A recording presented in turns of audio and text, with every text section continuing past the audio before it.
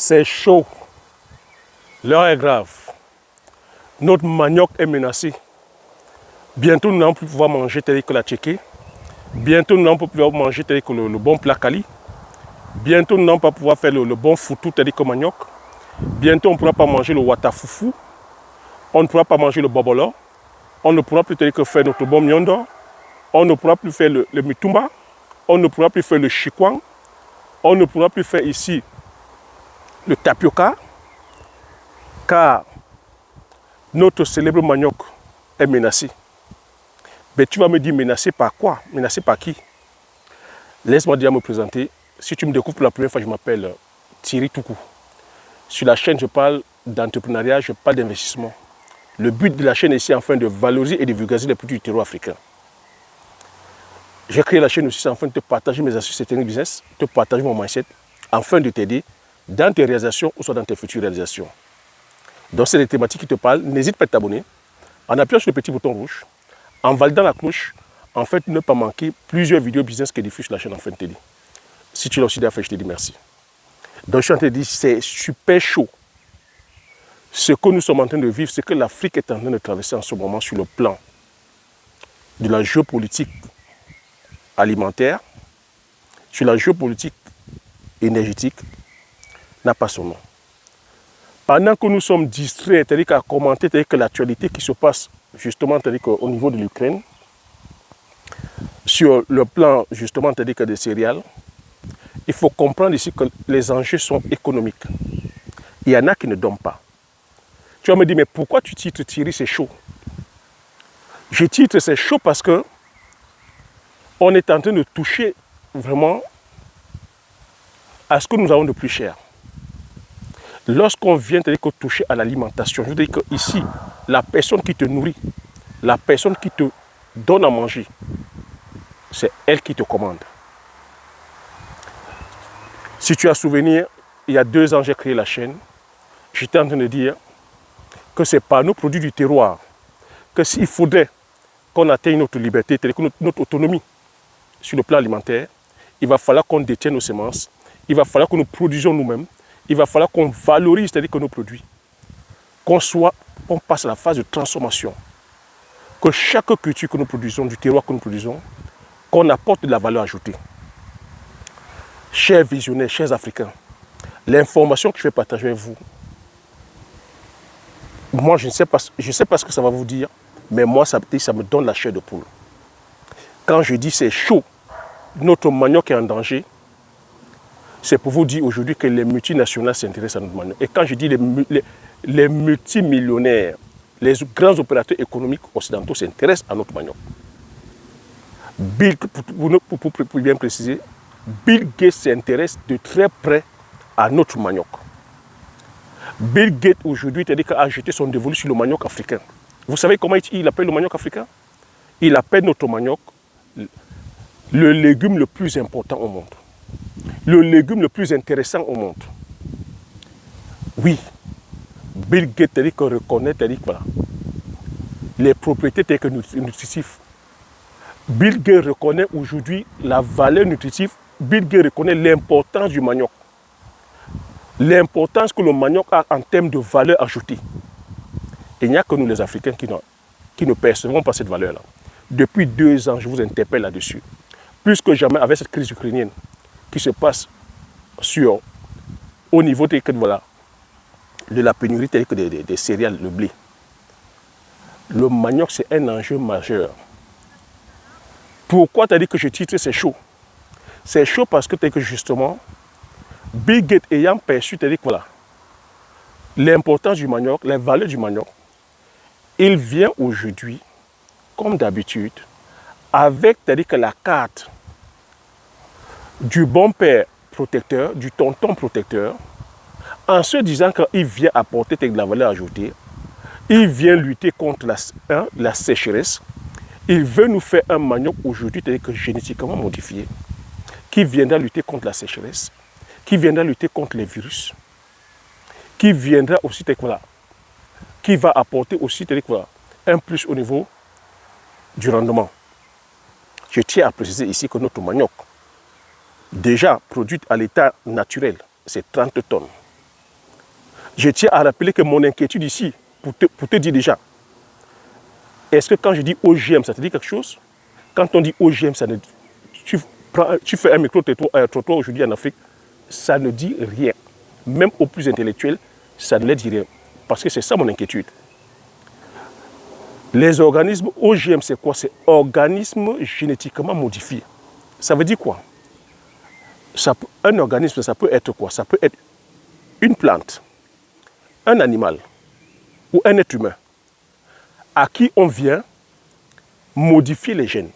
C'est-à-dire on va prendre les gènes extérieurs, ça peut être d'un animal, d'un être humain, à qui on vient introduire à une plante ou à un animal, afin de pouvoir modifier les caractéristiques de cette plante-là, afin de modifier les caractéristiques pour avoir des caractéristiques performantes. Je ne sais pas si tu vois le danger de ça. Dis comme ça, je ne sais pas si tu vois le danger. Parce qu'on vient modifier, on va venir modifier les gènes du manioc. On n'aura plus que le même manioc.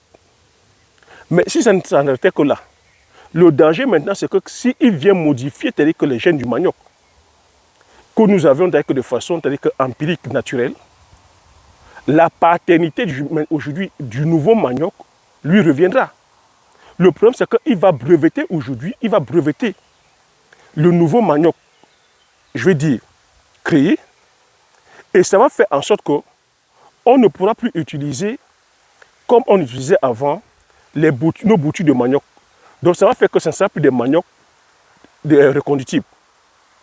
Ça va condamner aujourd'hui l'agriculteur, l'agricultrice, à aller à chaque fois acheter les boutures de manioc. C'est là le gros piège. Et qui c'est qui est derrière? Derrière, bien sûr, c'est toujours son partenaire, Monsanto.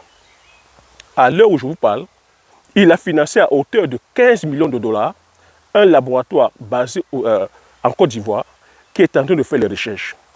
C'est pour ça que je dis que bientôt, on ne va plus pouvoir manger le attiqué. Parce que les maniocs, qui sont justement aujourd'hui génétiquement modifiés, n'aura plus les mêmes caractéristiques que le manioc autochtone, notre manioc d'antan. Donc ça veut dire qu'on ne pourra plus cuire le manioc, on ne pourra plus faire bouillir le manioc, tu ne pourras pas manger un manioc bouilli parce que c'est un manioc qui sera dur, un manioc qui sera rempli d'acidité, un manioc qui ne sera que bon à faire de l'amidon. Bref, on va nous produire un manioc uniquement destiné à l'industrie. Parce que cette fois-ci, qu'est-ce qui va les intéresser? C'est de faire par exemple l'amidon. Qu'est-ce qui va les intéresser? C'est par exemple de transformer et faire de la farine. Qu'est-ce qui va les transformer? C'est sûrement peut-être de faire de la bière. Qu'est-ce qui va les transformer sur le plan industriel? C'est de faire de la liqueur. Donc ça veut dire que tout ce qui est attiqué, plakali, futu, tout ce qui est bobolo, nyondo, mitumba, watafufu, chikwang, on ne pourra plus faire. Parce que ce manioc ne pourra plus être comme le manioc d'antan, malléable. C'est pour ça que je titre « C'est chaud, notre manioc est en danger ». Donc pendant que nous sommes en train de commenter les exploits de Poutine, il faut comprendre qu'en Afrique, il y en a qui ne donnent pas. C'est pour ça que j'ai créé cette chaîne afin de valoriser et de vulgariser nos produits du terroir. Moi, je ne pouvais peut-être qu'avoir une information comme ça et la garder pour moi. Donc c'est pour ça que, en tant que citoyen, on se doit d'être vigilant à ce que cela n'arrive pas. Parce que ce que je suis en train de vous dire, ici en Europe, l'Europe a interdit les produits OGM. L'Europe interdit les cultures OGM, que ce soit que la création des semences OGM ou la vente des produits OGM, ou même la consommation des produits OGM. C'est interdit ici en Europe. Mais le pouvoir de l'argent, le pouvoir de la puissance, le pouvoir des lobbies, Bill Gates est en train de nous introduire les semences OGM en Afrique. En Ouganda, il a déjà introduit par les semences de maïs, les semences de soja. En Côte d'Ivoire, ça a été introduit parce qu'il vient trouver sa fondation Gates en tant que bienfaiteur, brandir les millions de dollars et nos chefs d'État ratifient des lois autorisant la recherche et la vente des produits OGM. Parce que les effets pervers de ça maintenant sur le plan de la consommation, sur le plan de la santé, c'est énorme. Si on refuse ça ici en Occident, il faut comprendre que ça a des dégâts énormes sur le plan de la santé et même sur le plan environnemental. Donc voilà les formations que je voulais partager avec toi pour te dire, sois vigilant, informe, c'est-à-dire que voilà tes proches, informe la famille, explique ça, même s'il faut, même avec le patois, avec le dialecte, explique ça aux parents comment ça se passe. Et il ne faudrait pas qu'on accepte ça, il ne faudrait pas qu'on autorise ça. Ici en Occident, ça a été refusé parce que la population s'est levée comme un seul homme, a refusé ça. Donc l'information que je passe aussi, je passe l'information à nos intellectuels, à nos influenceurs, à nos décideurs, aux ingénieurs agronomes. Je sais aussi que oui, les ingénieurs agronomes, les scientifiques, ils sont là, c'est-à-dire que c'est des personnes qu'on vient aujourd'hui corrompre. Mais je parle ici aux personnes intègres de prendre l'affaire au sérieux, afin qu'on ne puisse pas perdre justement aujourd'hui le contrôle sur ces semences-là. Parce que s'il va, c'est-à-dire que sortir ces semences OGM, il va les breveter, on va se retrouver comme ça à perdre, c'est-à-dire que nos semences paysannes, nos semences autochtones, et une fois brevetées, on va se retrouver condamné à aller acheter chaque fois, c'est-à-dire que les semences. Et c'est comme ça qu'on va tuer nos sols avec ces semences génétiquement modifiées. Parce que derrière ça, ça va répondre à un cahier de charges où il va falloir, cette fois-ci, introduire ou adapter, ou je veux dire, assister cette semence-là avec de l'énergie fossile, dont l'engrais chimique, les pesticides, les herbicides, les fongicides, les nématicides. Parce qu'il faut comprendre que c'est un business qui est là. Il faut tout le combo pour que le système marche. Et qui détient le business? Vous connaissez son partenaire que je ne vais pas citer. Donc voilà ce que j'avais à partager. C'est une information que je partage comme ça dans la communauté. On se doit d'être vigilant, de relayer cette information, afin qu'on ne puisse pas aujourd'hui venir faire du dumping sur nos produits du terroir. J'espère que tu as aimé cette information. J'espère que tu as appris quelque chose. Laisse-moi tes commentaires aussi concernant justement que ces produits OGM. Est-ce que tu as déjà entendu parler des produits OGM? Est-ce que c'est quelque chose qui te préoccupe?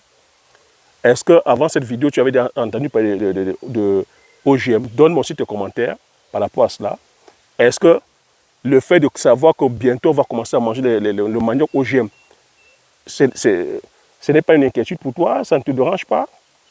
Donc, marque-moi dans les commentaires, donne-moi aussi ton avis par rapport à ça. Partage massivement la vidéo autour de toi. Abonne-toi si tu n'es pas encore abonné. Comme j'ai coutume à dire, l'information c'est la connaissance. La connaissance c'est la richesse.